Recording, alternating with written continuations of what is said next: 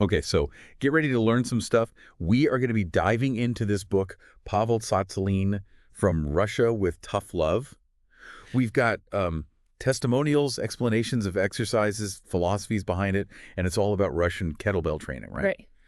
And we're going to figure out, our mission is to figure out if this kind of training could be something that could help you, listener, get in shape. Yeah, and it's interesting that kettlebells, they're called biryas in Russian. They're not, some new fad or anything. It's like they have this history. Yeah. Like almost like imagine cannonball with a handle. Yeah. And the idea is, right, that you can get stronger, leaner, more flexible, and like improve your endurance, all kind of at the same time. And faster, potentially, than traditional weightlifting. Right? That's the idea. Yeah. Yeah. The idea is that it's efficient, it's effective, and it's kind of like it's multifaceted, right? Yeah.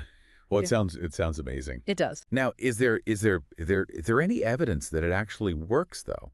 Like, have people gotten results? Yeah. What are people saying? Well, so the book is filled with testimonials from people. Okay. People who have actually done this, and they're pretty impressive, honestly. Like people are losing inches off their waist. Okay. Their resting heart rate is going down, and they just feel fitter, like in less time. So they are saying they are getting fitter faster. Faster, yeah.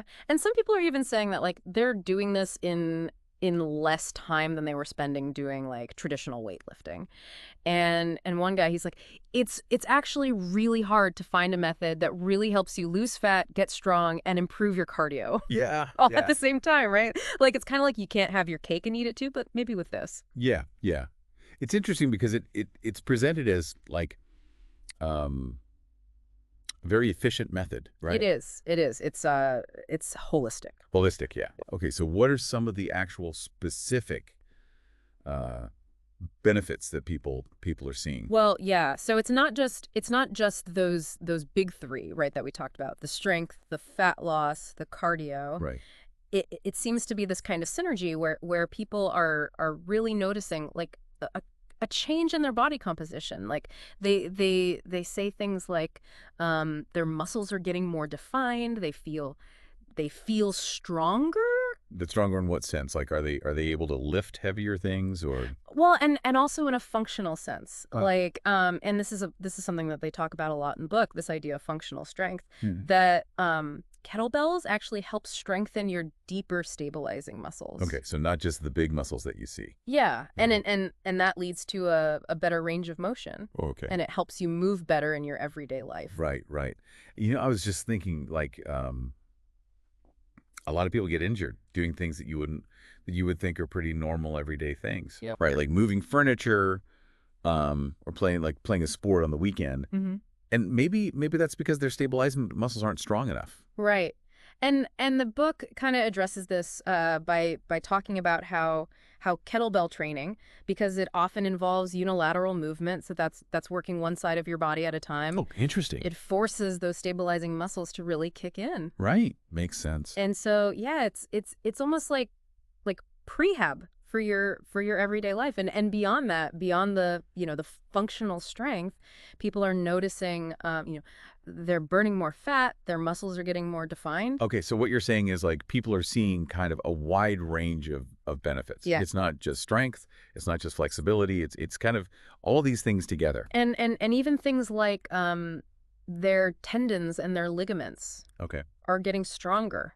Potentially, well, which is really important for joint health and longevity and all that. Absolutely. So we've got a sense of the benefits, but what about how it actually works? Right. Like what are the key principles? Yeah. Like what are the kind of philosophies or the rules almost that Pavel lays out to get you these outcomes, and one of the most important ones is this idea of consistency over intensity. Okay, that's interesting because that kind of goes against what we're used to hearing in the fitness world. Exactly. Like no pain, no gain, and go hard or go home, and it's like he's saying something totally different. Totally different. And it's almost counterintuitive, right? It's like, and he talks about this Russian concept of continuity of the training process. Okay. Which is basically saying that, like, instead of going like balls to the wall, like, 2 or 3 times a week and just like crushing yourself, The idea is to do less taxing work More frequently. more frequently. Right. Yeah. And so, training more often, even if you're not, at your absolute max, can actually lead to greater strength and muscle definition Interesting. and even faster fat loss with less soreness. So you might actually recover better, Right. even though you're working out more frequently. That's a really interesting concept. It is, Yeah. and it kind of it ties into this this other principle, which is delayed adaptation. Okay. And they use this funny analogy about a giraffe. Okay. So it takes a long time for a giraffe's neck to grow. Okay. So that's their kind of like visual, like Okay. adaptation in the body also takes time. Right. And so there's this delayed training effect. Okay. Right. And so your body is continuing to adapt even after you finish a training session. So it's not just about what happens while you're working out. Exactly. It's about how your body responds in the days afterwards. Right. Exactly. And so, and this is kind of where the idea of like, intelligent short-term overtraining comes in. Overtraining, that's like a scary word for a lot of people. Yeah, but it's not what you think. It's more about what's called overreaching. So it's like strategically pushing a little bit beyond your limits Okay. for short periods and then backing off. So you're not trying to destroy yourself every single day. No. And they give this example from a Russian coach, Leonid Ostapenko. Yep. And he has this the cycling procedure. Okay. And so the goal isn't to like, push yourself to failure every time, but it's to kind of like intelligently, overload for a short period and then back off. Yeah. So you're not constantly redlining it. Exactly. You're kind of like being smart about how you push yourself. Right. And part of that is understanding that progress isn't always linear. Right. Like sometimes your body's adapting behind the scenes and you'll see the results later. You got to be patient. You do. It's almost like you got to trust the process. I like that. Yeah. Trust the process. Trust the process. Okay, so we're talking about consistency. We're talking about this sort of intelligent way of pushing ourselves, Yeah. but not overdoing it. Right. Now, another concept that really stood out to me was this idea of the importance of tension Yes. and how that relates to strength. Can you talk a little bit about that? Yeah. So Pavel has this really simple but powerful equation. He says tension equals force. Okay. And the point that he's making is that effective strength training isn't just about moving a weight from point A to point B. Okay. It's really about learning to create maximum tension in your muscles during the movement. Oh, interesting. So you're not just thinking about like the external weight. You're thinking about how hard you are squeezing the muscle. Exactly. It's almost like you're creating internal resistance. Right.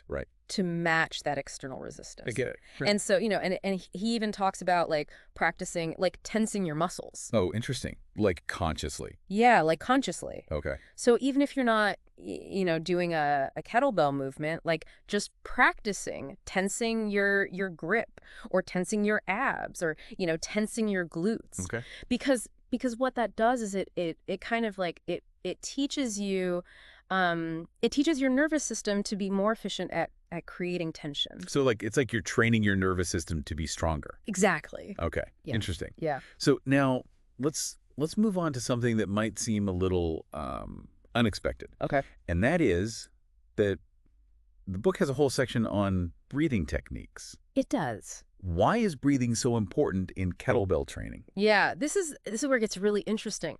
And where some of those like Eastern European secrets kind of come into play. Okay. And so they talk about the pros and cons of breath holding during exertion. Okay. Right. Holding your breath? Yeah, like it's actually called the Valsalva maneuver. Okay. Right. The Valsalva maneuver. Valsalva maneuver. Yeah. And he cites these professors, Verkhoshansky and Sif, Okay. who basically point out that like, holding your breath for a brief period, like during exertion, it increases the pressure inside your abdomen. Okay. So that's what we call intra-abdominal pressure. Intra-abdominal pressure. Yeah. IAP. IAP, exactly. Okay. And that pressure, it helps to support your lower spine. Right. Which is really important when you're lifting heavy things. Of course. Yeah. That makes sense. Yeah. Yeah. But I mean, holding your breath, like, that can't be good for you. Well, that's the thing. They definitely caution against doing it for too long. Right. Because it can mess with your blood pressure. Right. And it's definitely not a good idea for people who are, older or have heart problems or anything like that. Right. So you gotta be careful. Be careful. Yeah. Now the book also introduces this this technique called power breathing. Yeah. What's that all about? Yeah, so power breathing is basically it's a technique to increase the intensity of your abdominal contraction. Okay.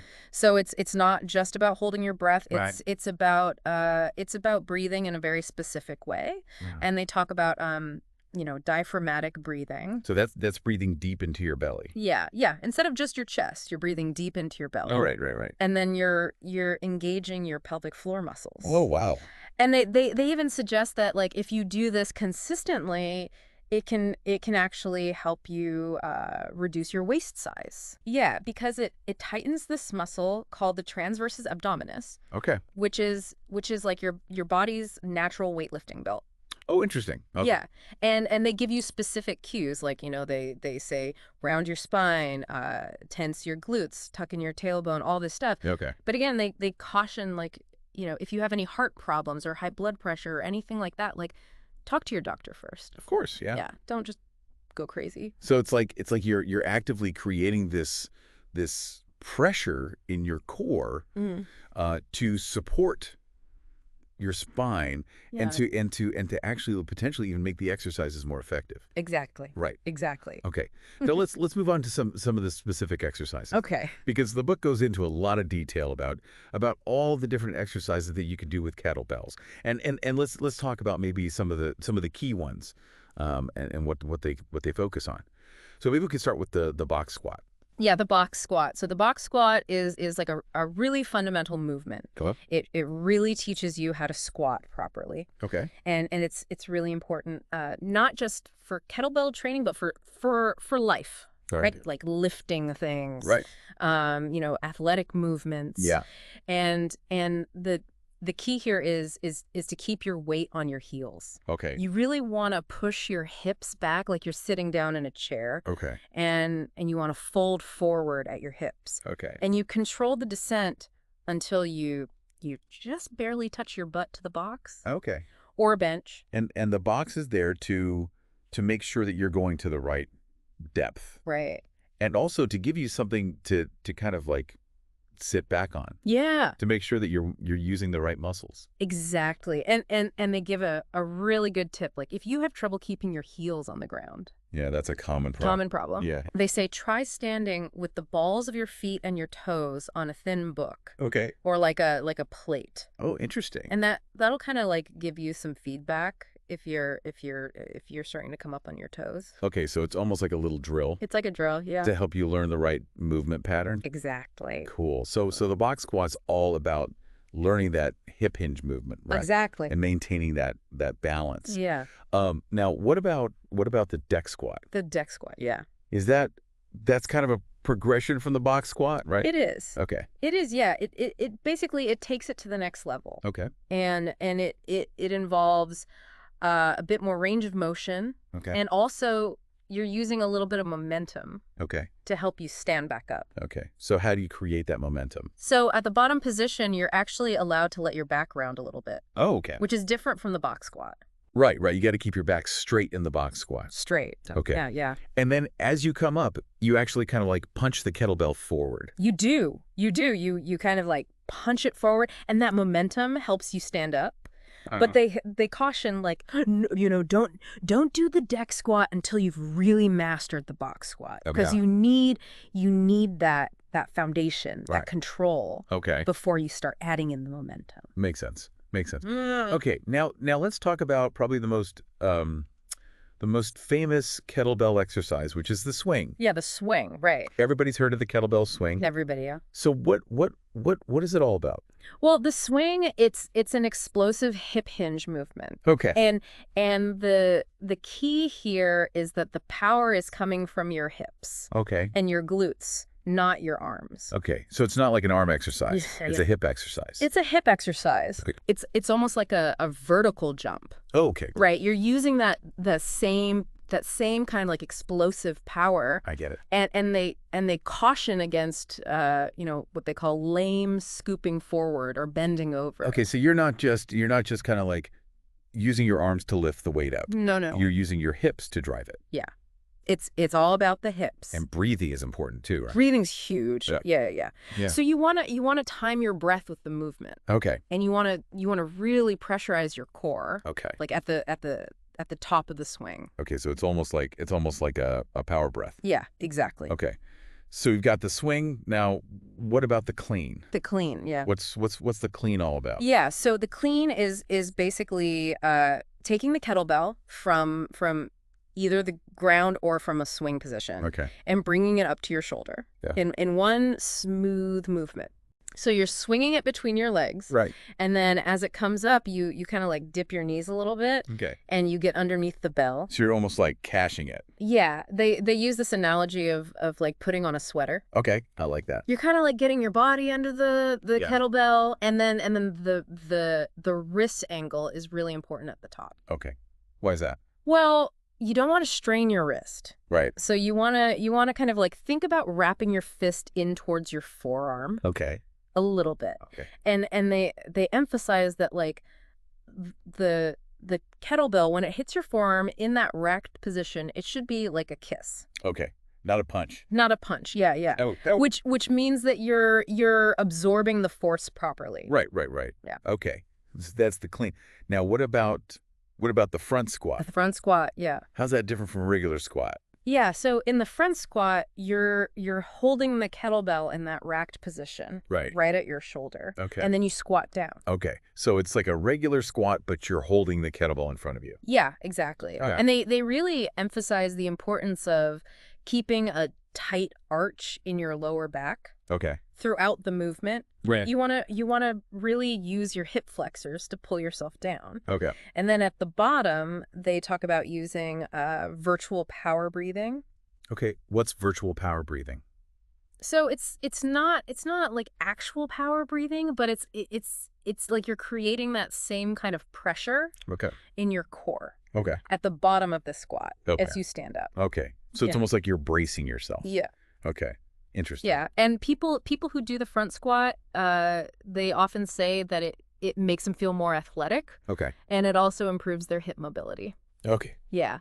Interesting. So we've got the box squat, the deck squat, the swing, the clean, the front squat. Yeah. Now, let's talk about the military press. Yeah, the military press. What's special about the military press? Yeah, so in the military press, the starting position is really important. Yeah. So you want to have your shoulder pressed down, away from your ear. Okay. So not like shrugging your shoulders up. Exactly, the opposite of shrugging. And Okay. and you want to have your elbow tucked in close to your body. Okay. And the Russians, they have a term for this position. Okay. What is this? It's called obchaska. Obchaska. Obchaska, yeah, and it basically means that like you're kind of like pre-stretching your deltoids, Okay. and you're setting yourself up for more power Right. in the press.